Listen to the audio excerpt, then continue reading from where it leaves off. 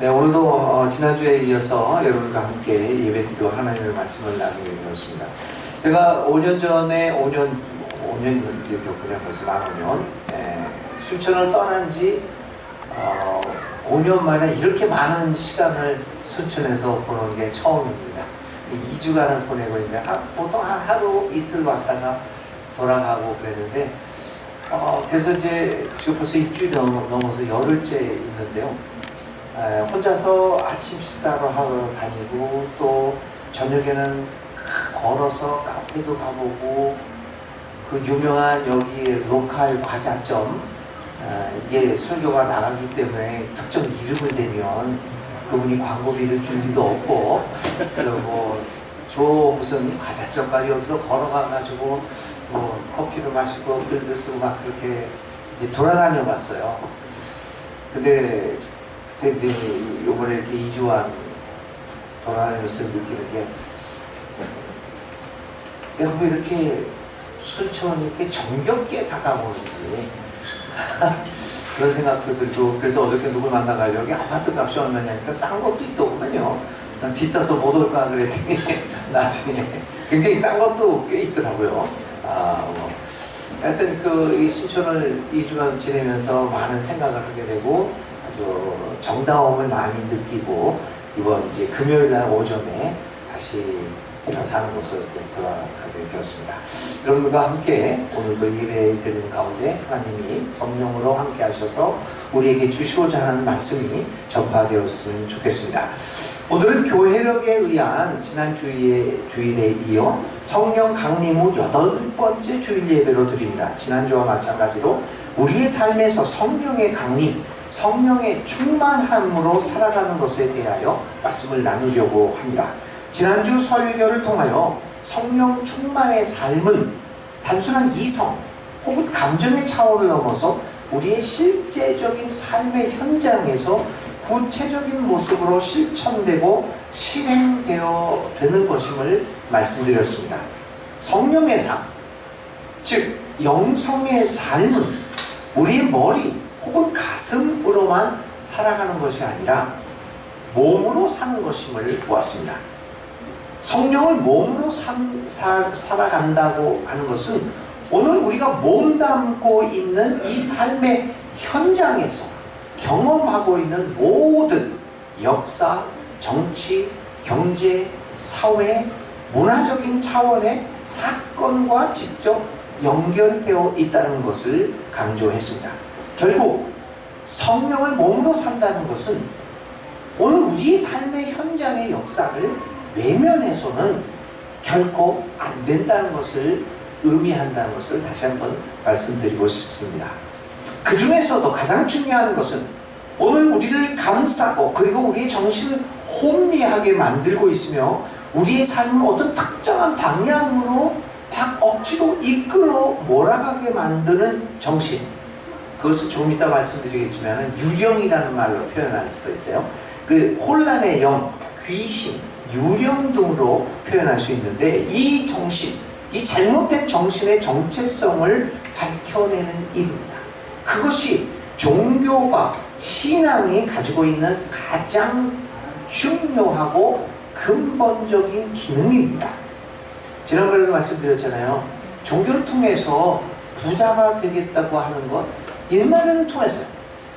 기복신앙들이 통했죠. 워낙 목사였으니까. 근데 지금은 하나님께 나를 부자 되게 해달라?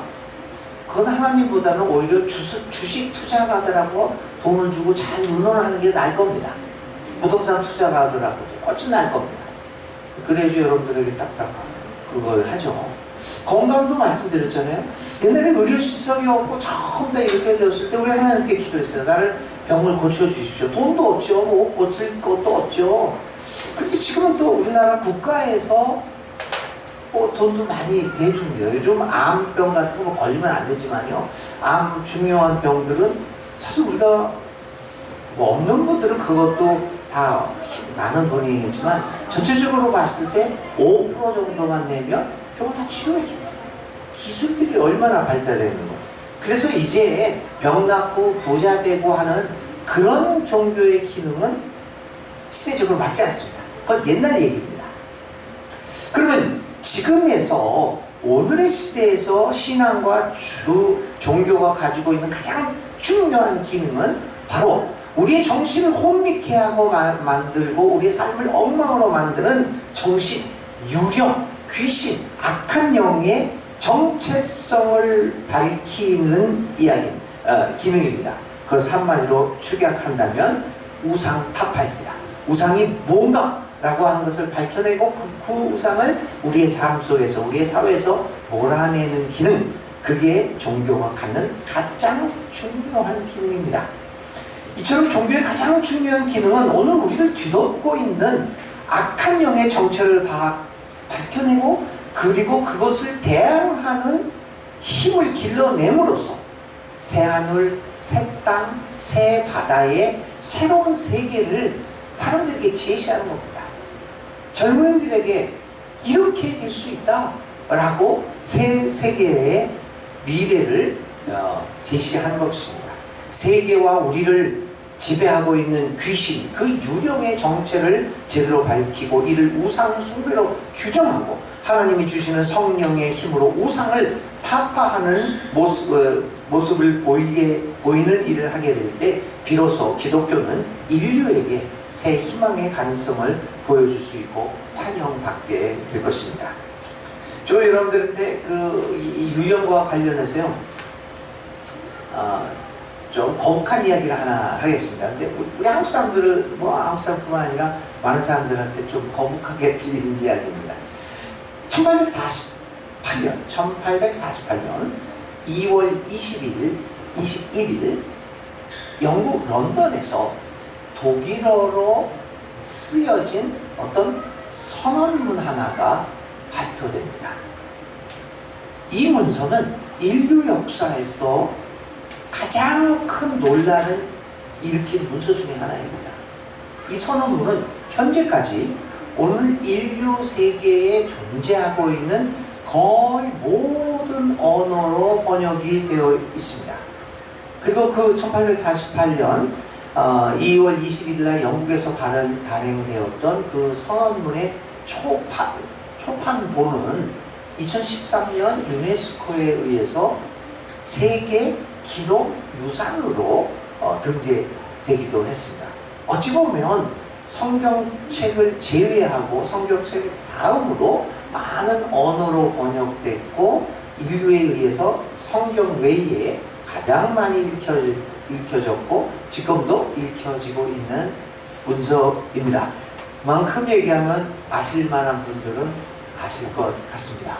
이게 어떤 문서였냐면 그게 칼 마르크스와 프리드리 엥겔스가 공동으로 집필한 문서, 공산당 선언입니다. 무지무지 무섭죠. 아주 거북하죠. 이 선언, 공산당 선언은 이렇게 시작합니다. 하나의 유령이 유럽을 지배하고 있다. 공산주의라는 유령. 그 유럽의 모든 세력들, 즉 교황과 짜르, 그 러시아이보다 그쪽 황제들 아니에요? 프랑스의 급진파, 독일의 비밀 경찰이 이 유령을 사냥하기 위해 신성 동맹을 맺었다. 반정부 당치고 정권을 잡고 있는 자신의 적들로부터 공산당이라는 비난을 받지 않은 경우가 어디 있는가? 또 반정부 당치고 자기보다 더 진보적인 반정부당을 향하여 거꾸로 너희들은 공산주의라고 낙인 찍으며 비난하지 않는 경우가 어디 있는가? 이게 거의 200년 전에 쓰여진 그 선언문인데 오늘의 우리의 상황 같지 않습니까? 그러니까 이게 무슨 소리였냐면요, 오늘도 마찬가지지만 당시 자본주의로 뒤덮여 있던 유럽에서 지배체제의 병폐를 지적하고 새로운 대안적, 이렇게 살아서는 안 된다 라는 대안적 사회를 제시하고자 했던 공산주의에 대한 유럽 지배층들의 비판적 시각이 공산주의를 향한 유령이라는 단어로 축약되어 있음을 볼 수 있습니다. 그러니까 이 자기가 반대하는 세력을 제어하기 위해서 유령이라는 단어를 쓴 겁니다. 모든 것들을 거기다 몰아가지고 이런 것들이 우리를 못 살게 한다. 지배계층들은 자신들의 지배권과 권력 그리고 기득권을 위협하고 이에 대한 근본적인 문제를 제기하는 공산주의를 유령이라는 말로 부르면서 이들이 마치 악한 사탄 마귀인 양 취급하면서 시민들 가운데 공포심을 증폭시키기도 했습니다. 그래서 사실 19세기 말부터 20세기 초기에 아니 오늘에 이르기까지 유럽을 비롯한 세계 각 지역에서는 공산주의를 유럽으로 규정하면서 정적을 제거할 때 마치 이 유령을 타파하면 천국이 이루어질 것 같다라는 환상을 우리로 하여금 갖게 했습니다. 우리나라도 마찬가지죠. 국민의힘은 민주당을 뭐라고 얘기했어요? 공산당, 좌파. 또 민주당은 그 권영국 씨 이런 진보당을 향해서 얘네들 너무 좌파다, 얘네들 너무 공산당이다. 공산당이라고 하는 이 유령을 설정해놓고 다 그 정적들을 제거하기 위해서 사용했습니다. 그런데 여러분, 이 유령을 타파하면 정말 이 땅 위에 천국이 이루어질까요? 근데 정말 그렇게 되었습니까? 과연 우리 세상에서 공산주의라고 하는 유령이 방멸되면 이곳에 천국이 이루어졌을까요? 그렇지 않습니다. 오히려 이 세계에 천국이 이루어진 것은 고사하고 오히려 예전보다 가난한 사람은 더 늘어났고 세상은 더 불평등하게 되었습니다. 젊은이들의 미래는 더욱 암울해졌습니다. 도대체 그럼 무슨 일이 발생한 겁니까? GDP와 국민소득은 높아졌지만 실질적인 소비 능력과 수입은 물가 상승에 비해 오히려 더 낮아진 것을 실감합니다. 국내 총 생산은 말도 못하게 높아졌는데 무슨 별로 높아지지를 않았습니다. 근데 그렇게 높아진 것들이 다 어디로 간 겁니까 도대체? 지금 우리나라의 개인 국민소득이 4만 불인가요? 4만 불 된다고 그래요? 맞아요? 3만 5천 불? 손쉽게 이제 곧 4만 불 될 거니까 4만 불로 합시다. 저희 집에서 지금 저와 제 아내 그리고 우리 할머니가 사니까 저희 가족이 1년에 12만 달러 그러니까 얼마예요? 2억 4천 더 많을 것 같은데 2억 4천? 하여튼 2억 5천 정도 1억 5천 정도는 갖고 있어야 돼요. 근데 그거 제가 그 10분의 1을 이거 있나 모르네. 근데 어떻게 된 겁니까? 근데 그렇게 번다고 그러는데 여기 우리 손정 자매님 같은 경우에도 5식구니까 엄청나게 부자네. 20만 달러가 소득이에요. 그럼 얼마야? 3억? 가까이? 우와. 저녁도 좀 사주세요. 어떻게 된 겁니까? 그렇게 번다고 그러는데 무슨 일이 발생한 겁니까? 세계는 더 잘 살게 되었는데 왜 우리는 더 가난한 삶을 살고 있는 것입니까? 세계는 이 편한 세상이 되었지만 개인의 삶은 이 불편한 세상이 되었습니다. 이 편한 세상의 편함은 누구에게로 갔습니까? 우리가 잘 알고 있는 것처럼 극소수의 사람들만이 이 편안함의 혜택의 주인공입니다. 그렇다면 여러분, 과연 우리의 삶을 진짜로 위협하고 있는 공포스러운 진짜 유령은 무엇입니까? 오늘의 한국 상황도 마찬가지입니다. 특히 한국 교회의 경우에는 공산주의, 사회주의 혹은 좌파 사상을 유령, 사탄 마귀라고 규정합니다. 차별금지법을 동성애 보호 혹은 동성애 장려법이라고 규정하면서 사탄 마귀, 유령으로 간주합니다. 그래서 좌파 사상, 차별금지법 제정 반대, 동성애 반대를 외치면서 그렇게 생각하지 않고 있는 교회 지도자들과 교우들을 교회 밖으로 다 몰아내서 박멸시키려고 합니다. 그런데 정말 여러분, 차별금지법 제정이 무산되고 동성애를 지지하거나 혹은 옹호한다는 사람들을 박멸시키면 교회는 사탄의 방해를 극복해서 위대한 부흥을 이룰 수 있는 것일까요? 과연 그렇게 하는 것이 또한 하나님의 교회를 향한 하나님의 뜻일까요? 그렇지 않다는 것을 우리는 역사적 경험과 교회사를 통하여 실감하고 있습니다. 교회의 회복을 막고 있는 것은 차별금지법, 좌파 혹은 동성애가 아닙니다. 요즘 한국교회의 행태는 오히려 우리 사회를 뒤덮고 있는 진짜 유령의 본질적인 존재의 모습을 감추고 겉으로 드러나는 비본질적인 귀신을 강조함으로써 오히려 사탄의 흉악한 계략에 말려드는 것 같은 인상을 주고 있습니다. 괜히 쓸데없이 뭐 차량지법이나 동선, 뭐 좌파를 이런 것들의 모든 죄를 전가하면서 실제로 우리의 삶을 위협하고 우리의 삶을 혼란에 만들어가고 있는 것을 파악하지 못하도록 만들고 있다는 것 아니겠습니까?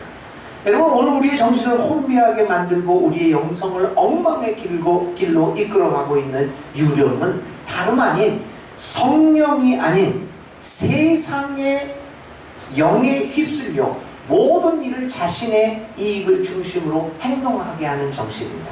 이것이 우리가 경계해야 할 진짜 유령입니다.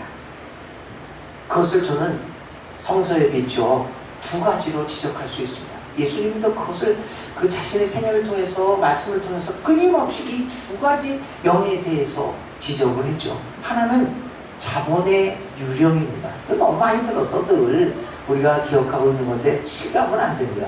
한마디로 간단하게 말하면 돈입니다. 돈이 우리에게 주는 힘입니다. 이 유령에 의해서 우리가 휩쓸려 간다는 것이죠. 돈만 많다면, 돈만 되는 일이라면 무엇이든지 가능하다고 믿는 생각입니다. 사실 돈은, 이 돈이라고 하는 유령은 오늘 살아가고 있는 우리들의 가치 판단의 중심에 서 있습니다. 우리는 돈의 힘을 중심으로 이것이 옳다, 그르다를 판단합니다. 돈은 우리로 하여금 무엇이 소중한 것이고 그렇지 않은 것인가를 판단하고 결정해 줍니다. 돈의 힘이 가치 척도의 기준입니다. 어떤 개발을 해요. 우리 순천 시내도 많이 개발하는 걸 보고 있더라고요. 그 경제 정책이나 이런 개발 정책에 옳고 그름을 논하고자 하는 건 아닙니다. 개발할 수도 있고 안 할 수도 있고요.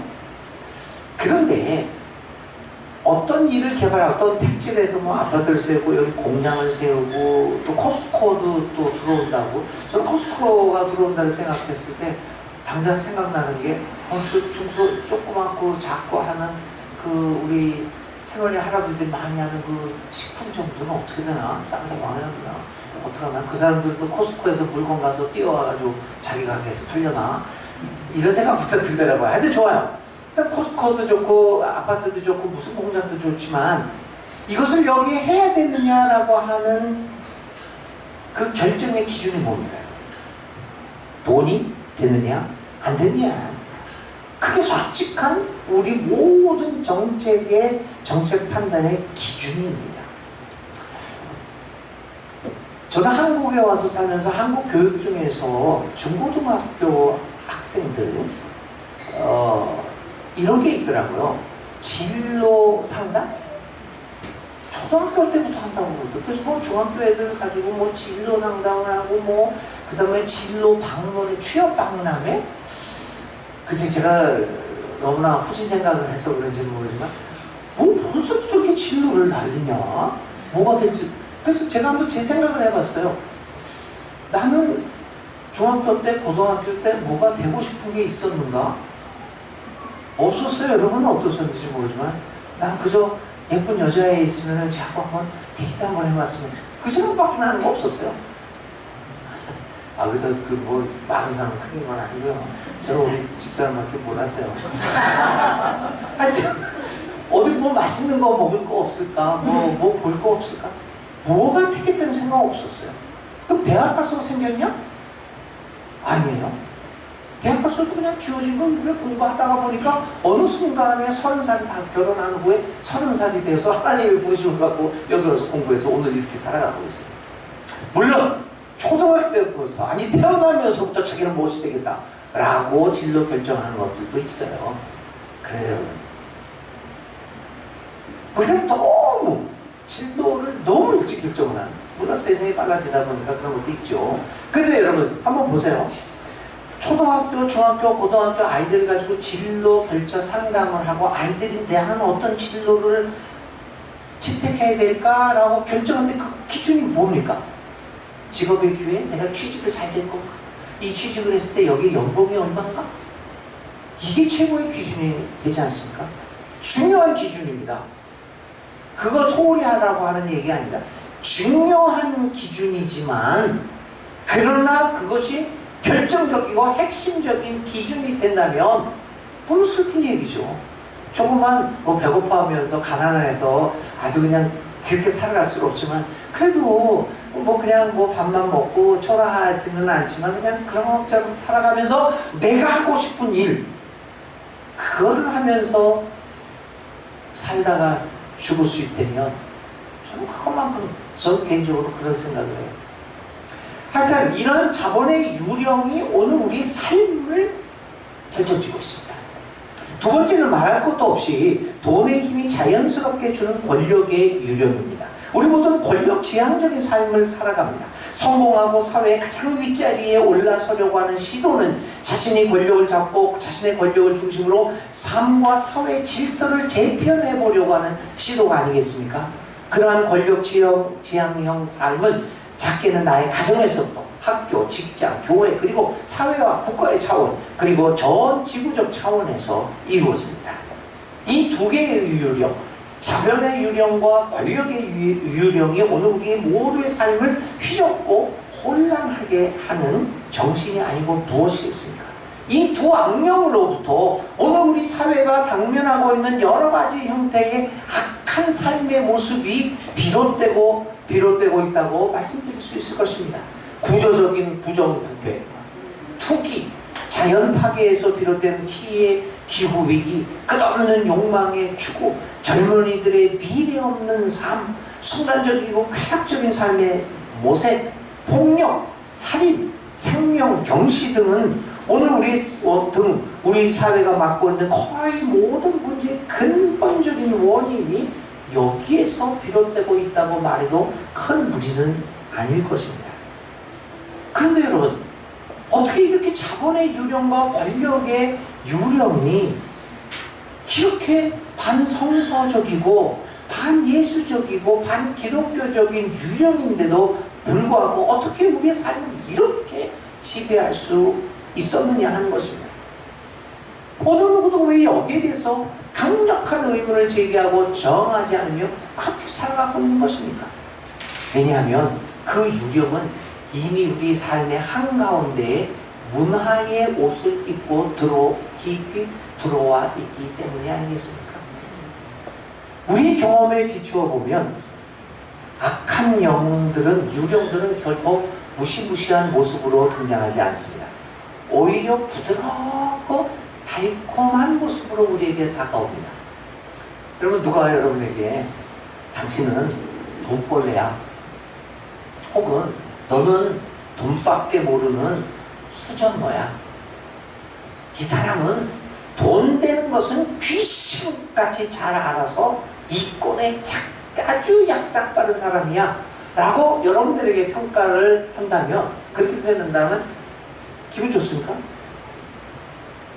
그런데 똑같은 현상을 보고 이분은 투자의 천재야, 경영의 귀재야 라고 하면 어떻습니까?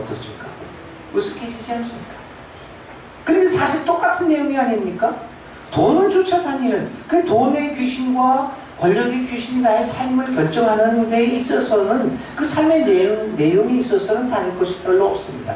그런데도 우리는 이런 경영의 귀재, 투자의 천재를 좋아하고 우리 모두 그 사람처럼 되고 싶어하며 그를 삶의 모델로 삼기도 합니다. 결국은 무슨 얘기냐면 이 유령이라고 하는 것은 이렇게 달콤한 모습으로 우리에게 다가오는 거죠. 자기도 모르는 사이에 우리는 이런 상황에 이르게 되고 어느 누구도 이에 대하여 비판하거나 비판적인 성찰을 하지 않게 됩니다. 왜냐하면 이제 그런 삶의 유형이 모두에게 매우 익숙해졌기 때문입니다. 그것을 우리는 조금 더 어려운 말로 문화화된 체화 현상, 몸으로 되었다는 거죠. 문화로 해서 체화, 우리 몸속으로 깊이 들어와야 돼서 우리 몸의 일부가 되었다는 겁니다. 이 문화화된 체화 현상은 몇 가지 단계를 거쳐 이루어지는데 약간 좀 강의 같아서 조실 분은 조실 테고요. 한 4가지 단계를 거쳐서 체화됩니다. 첫 번째는 어떤 이 돈의 유령도 그렇고 권력의 유령도 좋고, 첫 번째 맞이하게 되면 조금 거부감을 느끼기도 해요. 내가 돈벌레가 될 수는 없지.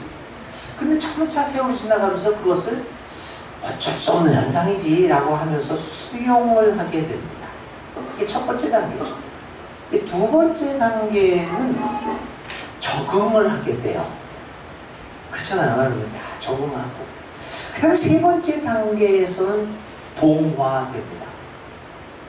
마지막으로 체화됩니다. 이렇게 수용, 적응, 동화, 체화, 이 현상을 거치면서 결국은 그런 것들이 오늘 우리의 몸에 스며들게 됩니다. 모든 사람들이 이렇게 유령들을 수용하고 적응하고 동화되고 순응하고 문화현상으로 자리잡게 되면 어느 누구도 이 현상에 대하여 더 이상 의문을 제기하지 않습니다. 저는 오늘 우리 사회의 상태가 나의 상태가 여기에까지 마지막 단계 체화 상태까지 이르렀다고 생각합니다. 자본과 욕망의 유령, 권력과 지배 욕망의 유령이 우리의 삶과 사회를 망가뜨리고 있는데, 여러분들이 참여를 망가뜨리고 있는데도 어느 누구도 여기에 의문을 제기하지 않고 있습니다. 이미 이 유령들이 우리 몸 안에 체화된 문화로 자리 잡고 있기 때문입니다. 따라서 이렇게 체화된 유령의 영향력에 의해서 우리 사회의 모든 정치, 사회, 경제 그리고 문화 제도가 이미 재편되었고, 유령들이 활기차게 활동할 수 있는 주도적, 사회적 요건들이 마련되었기 때문입니다. 이렇게 체화 현상으로 변화된 유령들은 이제 우리에게 더 이상 공포의 대상이 아닙니다. 이 유령들은 마치 우리가 매일 갈아입는 옷처럼 매우 자연스럽고 익숙하고 다정한 존재로 나타나고 있기 때문입니다. 우리는 이 유령들을 마치 매일 입는 옷처럼 너무나도 익숙하고 전혀 낯설지 않는 자연적인 현상으로 받아들입니다. 종교적 언어로 말하면 우리 안에 이미 이 유령들이 육화, 인카네이션 되어 있다고 표현할 수 있을 것입니다. 육화된 유령, 인카네이션 된 유령, 참 받아들이기 힘든 표현이고 기독교인으로서 어쩌면 모욕적인 표현이 될 수도 있습니다. 감히 육화된, 인카네이션 된 표현을, 인카네이션이라는 표현을 유령에게 적용하다니. 그런데 여러분, 이것 말고는 오늘 우리 태극기 부대로 표현되는 극우적 기독교회의 행태를 달리 설명할 길이 없습니다. 태극기를 들고 그렇게 엊그저께도 무슨 그 가수 하나가 거기 소년보 가가지고 콘서트 하면서 난리 쳤더니 우리는 이해를 못해요. 정신이 나가는 게 아닙니다. 정신이 진짜 멀쩡한 사람들입니다. 그 사람들이 미친 사람이라고 여러분 그렇게 이렇게 뭐라고 할까 같이 평가절하해서는 안 됩니다. 왜 그렇습니까? 정말 이런 사람들의 행태를 체화된 유령의 존재 속에서 살아가는 것 외에는 다른 설명할 길이 없습니다. 하나님의 영, 성령이 아닌 체화된 유령에 의해서 지배되고 있는 교회, 참 슬픈 이야기입니다. 그렇다면 여러분, 우리는 어떻게 이 악한 영, 유령으로부터 해방되어 이 땅 위에서 하나님의 나라를 선포할 수 있으며 또한 그 나라를 온몸으로 살아갈 수 있겠습니까? 오늘 우리를 사로잡고 있는 유령으로부터 해방은 쉬운 일이 아닙니다. 그것은 무엇보다도 많은 어려움과 특히 불편함을 감수해야 하기 때문입니다. 문화라고 하는 것은 우리 모두를 편안하게 해주는 개념입니다. 우리 모두는 문화화된 습관이나 풍속 등을 편안하게 느낍니다. 그래서 그것을 바꿔보려고 하면 필요없고 저항이 발생합니다. 왜냐하면 바꾸면 불편해지기 때문입니다. 편리함이라고 하는 것은 좋은 것이기는 하지만 그러나 그것이 반드시 진리는 아니지 않습니까? 그래서 변화를 향한 삶에서 우리가 가져야 할 삶의 근본적인 태도는, 기본적인 태도는 불편함에 대한 감내입니다. 그리고 또 한 가지 기억해야 할 것은 유령으로부터 해방은 결코 정치, 사회, 경제적 차원에서 해결되어질 수 있는 것이 아니라는 사실입니다. 이것은 종교의 차원입니다. 바로 여기에 신앙의 세계, 믿음의 세계, 종교의 세계가 갖는 기능이 있습니다. 그런 의미에서 종교는 인류에게 매우 필요한 요소라고 할 수 있을 것입니다. 과연 우리는 종교의 독특한 이 기능을 제대로 수행하고 있습니까? 지난주 종교의 가장 중요한 기능 중에 하나가 멈춤, 이제 그만임에 대하여 말씀드렸습니다. 오늘은 종교의 두 번째 가장 중요하고 근본적인 기능인 벗어남에 대하여 말씀드리고 있는 것입니다. 위에서 언급한 유령으로부터 어떻게 해방될 수 있습니까? 유령으로부터의 벗어남은 오직 성령 충만한 사람만이 가능한 것입니다.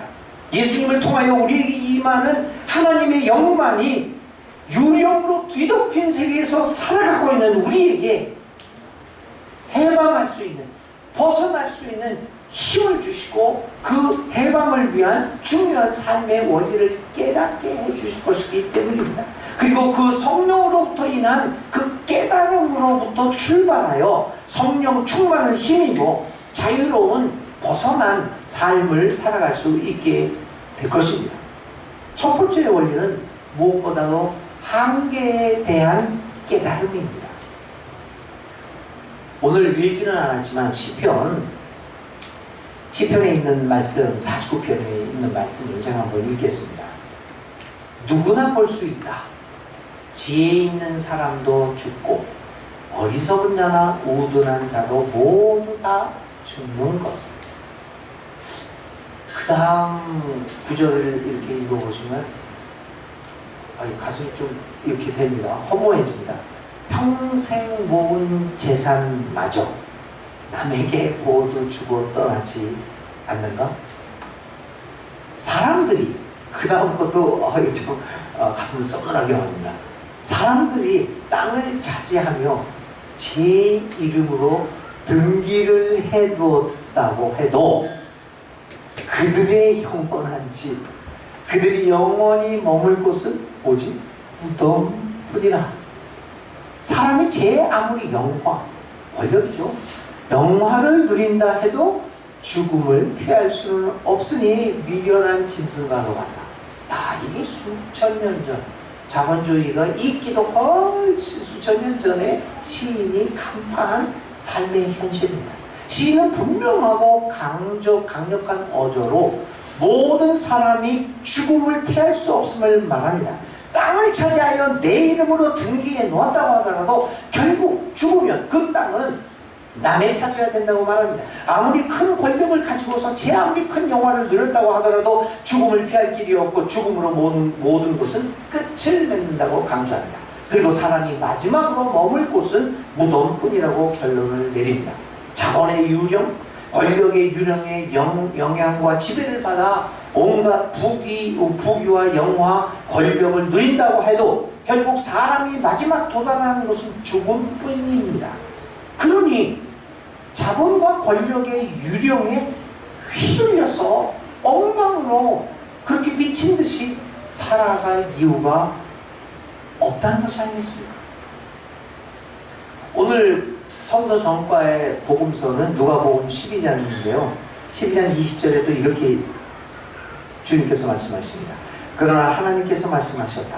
어리석은 부자에 대한 비유입니다. 어리석은 사람아, 오늘 밤에 내 영혼을 내게서 도로 찾을 것이다.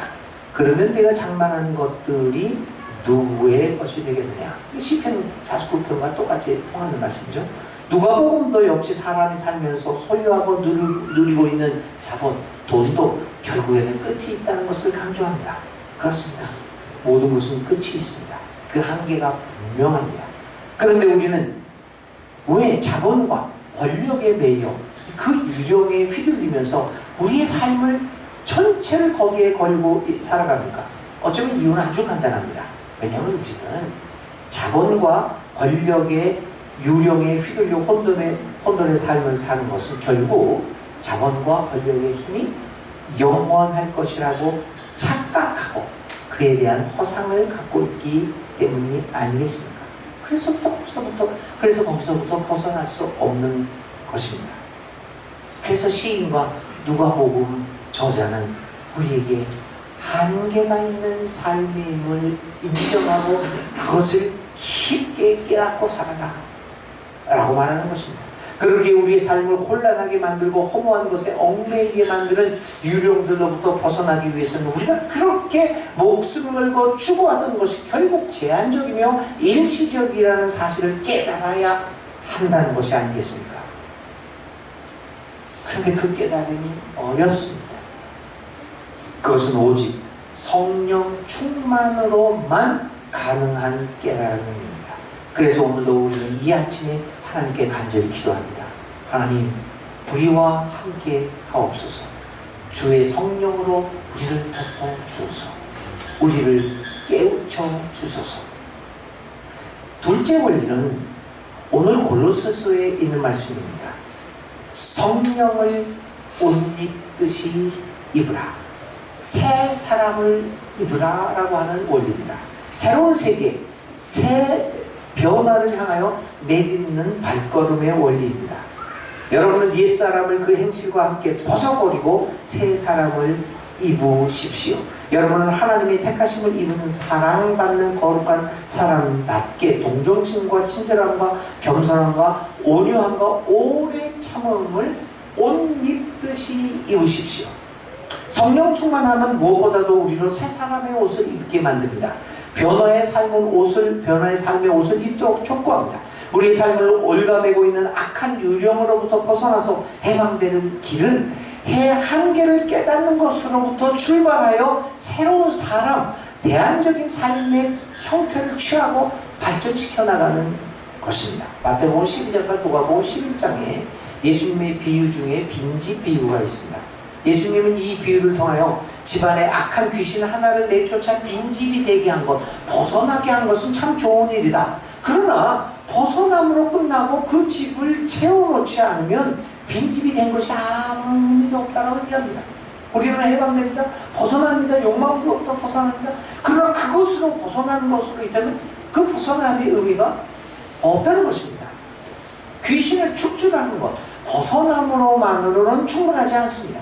다시는 악한 유령들이 이 집을 차지하지 못하도록 좋은 것으로 채워 놓아야 합니다. 그것이 바로 새로운 삶의 양식, 대안적인 삶의 양식의 제시와 그의 실천입니다. 믿는다고 말을 하면서도 전혀 신앙적인 삶의 양식을 채택하지 않는 신앙인들은 오히려 자신의 잘못된 삶을 어설픈 신앙의 이름으로 합리화하고 정당화하는 어처구니 없는 일들을 버젓이합니다. 여러분, 역사상에서 소위 신앙의 이름으로 인류가 행한 죄악이 얼마나 많습니까? 이거 우리 철저히 회개해야 될 것 같습니다.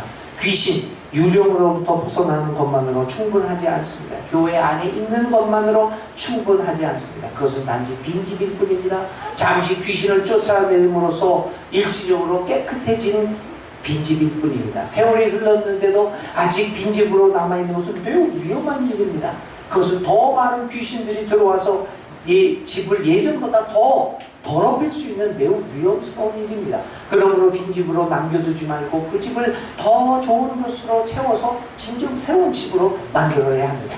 그러기 위해서 우리의 삶의 집을 예수의 정신으로 매일매일 가득 채워야 합니다. 하나님 나라의 가치관으로 채워야 합니다. 예수로 날마다 옷을 입어야 합니다. 그래서 예수의 정신으로 사는 것이 옷 입는 것처럼 자연스럽고 익숙해져야 합니다. 예수의 정신으로 사는 것이 위에서 말한 것처럼 문화화되고 삶으로 체화되어야 합니다. 그래서 예수의 정신으로 사는 것이 우리에게 익숙하고 자연스러운 일이 되도록 해야 합니다. 예수로 옷 입는 것, 성령을 옷 입듯이 입고 사는 것은 하루아침에 이루어지는 간단한 일이 아닙니다. 그것은 매일매일 삶의 현장의 순간의 결단을 통하여 성령의 충만을 체험하고 매일 예수의 정신으로 옷을 갈아입음으로써 익숙해져야 가능한 일일 것입니다. 하루의 삶을 마감하면서 우리는 잠들기 전에 입었던 옷을 벗어놓습니다. 그 순간에 한번 지금 내가 벗는 옷은 과연 성령의 옷, 예수 정신의 옷이었는가를 잠들기 전에 한번 살펴보는 것도 예수의 정신의 옷을 입는, 그래서 그것으로 살아가는 훈련을 하는 좋은 방법 중에 하나일 것입니다. 오늘 우리 교회는 어떤 옷을 매일 입습니까? 아무리 화려한 외형을 갖추고 있다라고 하더라도 예수 정신으로 성령 충만의 옷으로 입고 있지 않으면 아무 의미가 없습니다. 나는 어떤 삶의 옷을 매일 입고 있는 것일까요? 경쟁심, 욕망, 시기와 질투, 분파심, 비교의식, 이기주의, 물질주의, 화려한 외형 추구의 옷을 매일매일 입고 있는 것은 아닐까요? 이러한 옷을 입고서는 우리는 우리의 삶을 뒤흔들고 있는 유령으로부터 자유로워질 수 없습니다. 그러한 옷들은 우리의 삶을 더 메마르게 해서 황폐한 것으로 만들어 갈 것입니다. 오늘 대한민국은 어떤 옷을 입고 있습니까? 그리고 우리는 대한민국이 어떤 모습의 옷을 입는 사회로 나아갈 것을 희망하고 계십니까? 만일 우리의 삶이 성령을 옷 입듯이 자연스럽게 예수의 정신으로 살아갈 수 있다면 우리의 삶에 있어서 혼란은 사라지고 하나님 나라를 향한 일관성 있는 삶의 모습을 보이게 될 것입니다. 그리고 그 삶의 모습은 정치적, 사회적, 경제적, 그리고 문화적 차원에서 유기적이며 일관성 있는 행위의 선택으로 나타날 것입니다. 신앙이 결국 우리의 삶의 구체적인 현장에서 내가 하고 있는 행위에 결정적인 영향을 미쳐야 그것이 올바른 신앙이 아니겠습니까? 어떤 한 목사님이 우리 한국에서 제일 큰 교회 중에 하나예요. 예배를 갔는데 정말 몇천 명이야. 성가대만 500명이야. 그 신조가 우리 여기에 왔으면 좋겠는데. 하여튼 500명씩 성가대가. 근데 그날 설교를 뭐라고 하냐면, 설교를 하면서 서두에서 하나님의 사랑이라는 주제였어요. 하나님은 사랑하신단 말이야. 그래서 사람들이 수천 명이 그 예배에, 산부 예배에 몰렸는데, 목사님이 여쭤면서 하나님은 정말 차별이 없이 사랑하는 분이래. 당신이 여자든 남자든 부자든 뭐 서울대를 나왔든 공부를 못했든 잘생겼건 못생겼건 상관없이 하나님은 자기가 그 사람을 창조했기 때문에 사랑하신대. 아멘. 전부 다들 아멘. 저도 아멘 했어요. 한참을 한 20분을 하더니 끝판에 가서 뭐냐면 트럼프 얘기를 하면서 트럼프가 하나님이 주신 선물이라는 거야. 왜 그러냐? 트럼프는 취임사에서 우리나라에는 성이 두 가지 성밖에 없다. 여성과 남성. 그러므로 다른 소수 성소수자들은 다 몰살시켜야 된다. 이렇게 얘기했던 거야.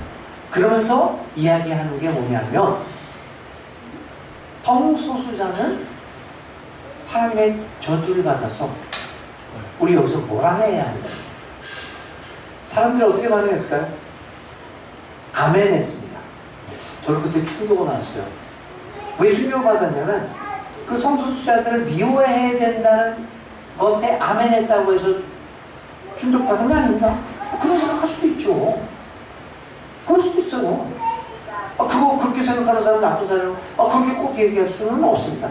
사람은 그렇게 생각할 수도 있고 여기에 대해서 또 이렇게 생각할 수도 있어요. 문제는 뭐냐면 여기도 아멘, 여기도 아멘. 둘 중에 하나는 하셔야죠. 저 하나 선택을 해야지. 이것도 맞대. 하나는 절대 차별해야 되는데 이거는 안 된대. 이것도 아멘. 이게 신앙이 일관성 없는 행위로 나타나는 아주 중요한 사례입니다. 여러분, 정말 성령의 충만함으로 매일매일 옷 갈아입듯이 성령의 충만함으로 살아가는 것이 문화화되고 내 몸에 체화되어서 익숙한 행동으로 나아가 살게 되면 우리가 이렇게 유기적이고 일관성 있는 삶의 모습을 갖게 될 것입니다.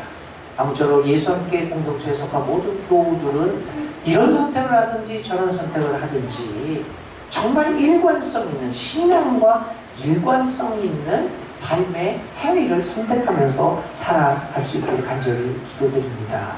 매일의 삶을 통하여 나의 삶을 예수로 성령 충만의 옷으로 갈아입으십시다.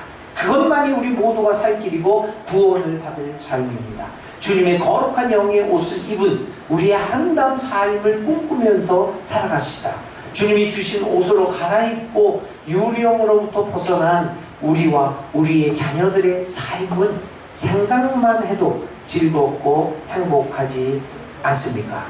여러분은 땅에 있는 것들을 생각하지 말고 위에 있는 것들을 생각하십시오. 주님의 자비와 평화가 여러분들과 자녀들 위해 영원히 임하게 되실 것을 간절히 기도드립니다.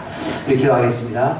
이제는 우리 주 예수 그리스도의 은혜와 하나님 아버지의 크신 사랑과 성령 하나님의 감동 감화 인도하며 또 우리를 깨우쳐 주시고 벗어나게 해주시는 모든 복이 오늘도 성령의 충만을 마치 옷 갈아입듯이 익숙하게 살아가기를 다짐하는 예수 함께 공동체에 속한 모든 교우들과 그들의 가정과 자녀와 하시는 일들 또 그들의 삶의 현장에 영원토록 함께 하시기를 간절히 축원드립니다. 아멘. 감사합니다.